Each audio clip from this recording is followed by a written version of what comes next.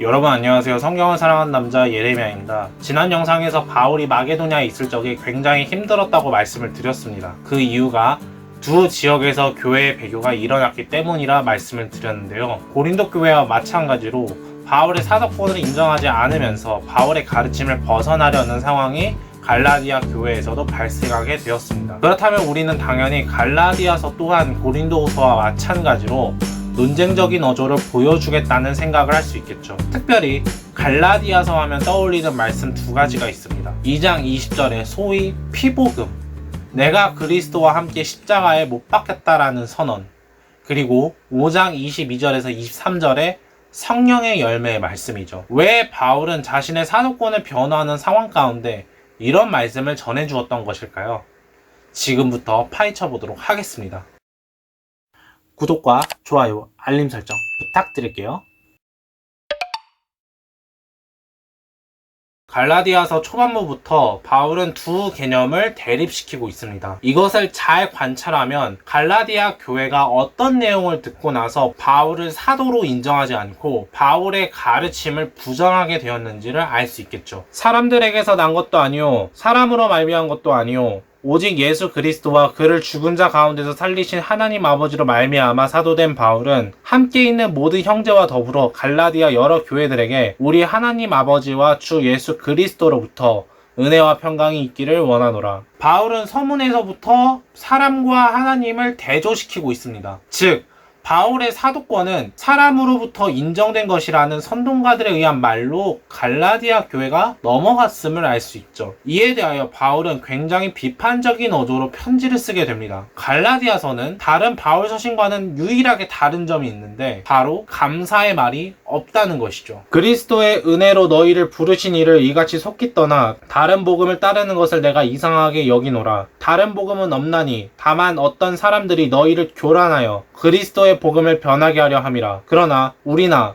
혹은 하늘로부터 온 천사라도 우리가 너희에게 전한 복음 외에 다른 복음을 전하면 저주를 받을지어다. 우리가 전에 말하였거니와 내가 지금 다시 말하노니 만일 누구든지 너희가 받은 것 외에 다른 복음을 전하면 저주를 받을지어다. 감사의 말 대신에 바울이 개척 초기에 전해주었던 복음 외에 다른 복음을 전하는 자들에게 저주를 내린다는 점에서 시선을 사로잡습니다. 이 단락에서 바울은 어떤 사람들이 너희를 교란하여 그리스도의 복음을 변하게 했다라고 이야기를 합니다. 여기서 어떤 사람들은 갈라디아 교인들을 선동한 자들이겠죠. 그렇다면 우리는 두 가지 축을 잡고 갈라디아서를 읽어나가야 함을 알 수가 있습니다. 첫 번째 축은 바울의 사도권 부정을 어떤 식으로 이야기했는가. 두 번째 축은 그들이 전하는 복음의 내용은 도대체 무엇이었는가죠. 서문에서 살펴볼 수 있지만 바울의 사도권을 사람으로부터 인정된 것이라고 선동가들은 주장을 했습니다. 바울은 1장을 통해서 이에 대해 전면 반박하고 있죠. 그 내용이 11절 이하에서 논하고 있습니다. 11절에서 바울이 내가 너희에게 알게 하노니 라고 이야기를 하죠. 현재 혼란한 갈라디아 교회 내부에서 논의되어야 할 핵심 주제가 무엇인지를 분명하게 이야기하고 있습니다. 바울은 바울의 사도권과 바울이 전한 복음은 사람의 뜻이 아니라 하나님의 뜻임을 자신의 회심 사건을 통해서 논증을 합니다. 여기서 핵심은 바울이 회심할 적에 혈육과 의논하지 않고 자신보다 먼저 사도된 자들, 곧 예루살렘의 12사도를 만나지도 않았다라는 말입니다. 이 지점에서 선동가들이 사람으로부터 인정된 것이라는 말을 이해할 수 있겠죠. 여기서의 사람들은 예루살렘의 사도들을 지칭하는 것입니다. 즉 바울은 주체적이고 독자적인 권위를 가진 사도가 아니라 예루살렘의 사도들의 제자 혹은 수하쯤으로 여겼다라는 것이죠. 이를 더 확실하게 이야기하는 것이 바울의 두 번째 논증에서 나타납니다. 바울은 2장에서 바나바와 디도와 함께 예루살렘으로 올라가게 되죠. 이는 사도행전 15장에서 보도하는 이른바 사도회의 때문에 가게 된 것입니다. 사도회의에 참여하게 된 이유가 바나바와 바울이 선교를 펼치게 되는데 선교 과정 속에서 바울과 바나바의 선교 내용을 부정하고 방해하는 예루살렘 지역 출신의 기독교인들이 등장했기 때문이죠. 예루살렘 교회와 안디옥 교회의 신학적 방향성과 선교 문제에 대한 논의를 위해서 사도회의에 참석하게 되는 것입니다. 아무튼간 갈라디아서에서 바울은 유력하다는 이들, 곧 예루살렘 교회의 주요 지도자들인 주의 동생 야고보, 베드로, 요한에게 자신의 복음 선포가 하나님의 뜻인 것을 인정받고 예루살렘 교회는 할례자에게, 바울은 무할례자에게 선교하자는 일종의 합의를 했다고 이야기를 합니다. 즉, 이 지점에서 바울의 사도로서의 권위가 예루살렘에서 인정되는 것이 아니라 하나님으로부터 인정받았다라는 것을 보여주게 되는 것이죠. 더 나아가 바울은 소위 안디옥 사건을 이야기하게 됩니다. 이때 바울은 베드로의 행동에 대해서 책망을 하게 되는데, 베드로를 책망했다라는 점에서 자신이 당시 지도자들이었던 사도들의 권위보다 결코 낮지 않았다라는 것을 드러내는 것이죠. 그리고 더 나아가 굳이 안디옥 사건을 이야기를 하면서 베드로를 지칭했다라는 점에서 1장 1절에서 보도하는 사람들은 예루살렘 교회의 사도들, 사람은 베드로를 지칭한 것이라고 생각해 볼 수도 있습니다. 바울은 안디옥 사건을 언급한 후에 그동안 역사적으로 많이 묵상되어 오고 읽혀졌던 말씀 단락을 보도합니다. 바로 율법의 행위가 아니라 오직 그리스도를 믿음으로 의롭다함을 받을 것이라는 말씀이죠. 이를 신학적 용어로 이신칭이라고 부릅니다. 전통적으로는 바울이 말하는 율법을 구원을 받기 위한 율법 수행으로서 이해하면서 이와 대치되는 믿음에 집중을 했죠. 이러한 해석은 루터의 종교개혁을 바탕하고 있습니다. 당대 로마 카톨릭의 모습들이 모종의 행위들을 통한 구원을 강조했다면 이에 대한 반응으로 오직 믿음을 강조한 것이죠. 그런데 최근에 바울에 대한 새로운 해석이 등장하게 됩니다. E.P. 샌더스라는 학자는 바울 당시의 유대교를 심도 있게 연구를 했는데요. 알고 보니 유대교가 율법을 수행하는 이유가 구원을 얻기 위함이 아니었다라는 것을 밝혀냅니다. 오히려 유대인들이 율법을 수행하는 이유는 하나님이 자신들을 구원해 주셨다라는 감사로서의 율법을 수행하는 것이었죠. 이것은 오늘날 기독교인들이 이해하는 바울의 말과 동일합니다. 오늘날도 우리는 하나님께서 그리스도를 믿음으로 우리를 구원하셨다라고 믿으며 하나님의 은혜에 감사해야 하며 세상의 빛과 소금으로서 살아가야 한다 라고 믿지 않습니까? 똑같다라는 것이죠. 그래서 샌더스의 연구를 시작으로 바울에 대한 새로운 이해, 이른바 새 관점 학파가 등장하게 됩니다. 우리나라에서도 많이 알려진 리처드 에이스, 제임스 던, 톰 라이트가 대표적이죠. 그렇기 때문에 현재 갈라디아서에서 이야기하는 율법에 대한 이해는 전통적으로 이해하던 율법 이해로서 읽게 된다면 바울이 말하고자 하는 메시지를 놓칠 수 있다라는 것입니다. 그렇다면 바울이 비판하는 율법이 도대체 무엇이냐라는 것이죠. 안디옥 사건이 그 단서입니다. 바울은 안디옥 사건과 율법과 믿음의 대조를 연결지어서 이야기하고 있습니다. 안디옥 사건에서 강조되는 것은 베드로의 외식이었죠. 이 점을 주목하면서 갈라디아서를 세밀하게 읽어보면 바울은 유독 유대인과 이방인을 나누는 표지들, 특별히 할례를 강조하고 있음을 살펴볼 수 있습니다. 그러나 나와 함께 있는 헬라인 디도까지도 억지로 할례를 받게 하지 아니하였으니 너희가 날과 달과 절기와 해를 삼가 지키니 내가 너희를 위하여 수고한 것이 헛될까 두려워하노라. 보라, 나 바울은 너희에게 말하노니 너희가 만일 할례를 받으면 그리스도께서 너희에게 아무 유익이 없으리라.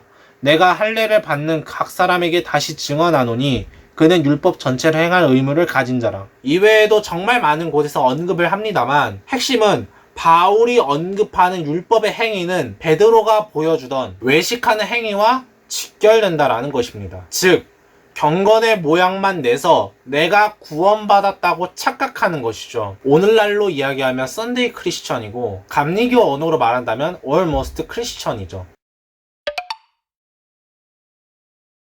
바울은 율법과 믿음을 대조시키면서 이를 육체와 성령으로 연결지어서 대조시킵니다. 바울은 이렇게 이야기를 하죠. 내가 너희에게서 다만 이것을 알려하노니 너희가 성령을 받은 것이 율법의 행위로냐 혹은 듣고 믿음으로냐. 너희가 이같이 어리석으냐. 성령으로 시작하였다가 이제는 육체로 마치겠느냐. 2장까지 율법과 믿음을 이야기하다가 3장에서 바울은 육체와 성령을 연결지어서 율법의 행위를 따르는 갈라디아 교회들에게 그 모습은 성령을 따르는 것이 아니라 육체를 따르는 것이다 라고 강력하게 비판을 합니다. 사실 이러한 이해는 1장의 논증까지 연결됩니다. 즉 1장의 인간과 하나님의 대조, 2장의 율법과 믿음의 대조, 3장의 육체와 성령의 대조는 결국 동일한 의미를 반복하는 것이죠. 하나님의 뜻이 아닌 사람의 뜻이라고 생각하는 갈라디아 교회 교인들은 믿음이 아닌 율법의 행위를 통해 구원을 받는다고 생각했지만 그것은 성령을 따르는 것이 아니라 육체를 따르는 결과이고 구원이 아닌 파멸로 가는 길이었던 것이었죠. 그런데 주목할 점이 있습니다. 바울이 갈라디아서의 논증 속에서 육체와 성령이 마지막 논증의 명제로 제시한다라는 사실이죠. 물론 1장, 2장, 3장에서 제시된 핵심 명제는 모두 동일한 의미를 반복하는 것이지만 특별히 바울이 육체와 성령의 방점을 찍는다라는 점에서 조금 진지하게 살펴볼 필요성이 있습니다. 바울의 사고에서 성령은 하나님이 주신 선물입니다. 주목할 것은 하나님의 선물인 성령이 종말론과 연결되어 있다는 점이죠. 바울은 이렇게 이야기를 합니다. 이는 그리스도 예수 안에서 아브라함의 복이 이방인에게 미치게 하고 또 우리로 하여금 믿음으로 말미암아 성령의 약속을 받게 하려 함이라. 여기서 성령의 약속은 무엇인가? 바울은 아브라함의 이야기를 통해 이를 설명합니다. 곧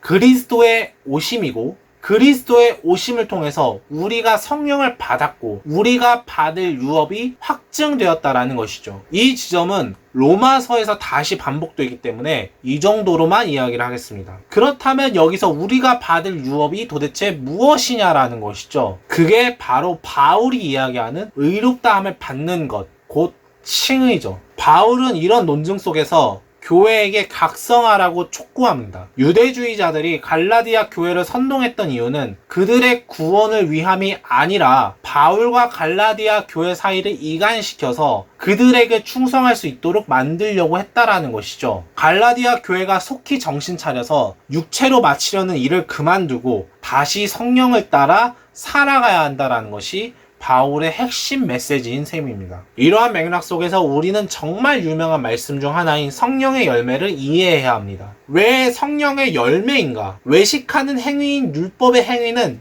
육체의 일입니다. 그것은 하나님과의 관계를 파괴할 뿐더러 공동체를 파괴하는 것이죠. 그것을 그만두고 성령을 따라 살아가야 하는데 열매라는 표현이 정말 중요합니다. 필연적일 수밖에 없다라는 것이죠. 성령을 따라 살면 사랑, 희락, 화평, 오래 참음, 자비, 양성, 충성, 온유, 절제 자동적으로 나올 수밖에 없다라는 것입니다. 뒤집어서 이야기하면 이게 안 나타나면 성령 따라 사는 것이 아니라는 것이죠. 그리고 이런 성령을 따라 사는 삶을 고려하면서 2장 20절을 읽어내야 합니다. 내가 그리스도와 함께 십자가에 못 박혔나니 그런즉 이제는 내가 사는 것이 아니요 오직 내 안에 그리스도께서 사시는 것이라. 이제 내가 육체 가운데 사는 것은 나를 사랑하사 나를 위하여 자기 자신을 버리신 하나님의 아들을 믿는 믿음 안에서 사는 것이라. 물론 믿는 믿음에 대한 해석상의 문제가 있긴 합니다만 그걸 떠나서 지금까지 바울의 논증을 살펴보았기 때문에 내 안에서 그리스도께서 사시는 것이란 의미가 굉장히 추상적인 게 아니라는 것을 알 수가 있죠. 구원받은 자로서의 표식은 경건의 모양을 내는 율법의 행위가 아니라 성령을 따르는 삶이고 그것이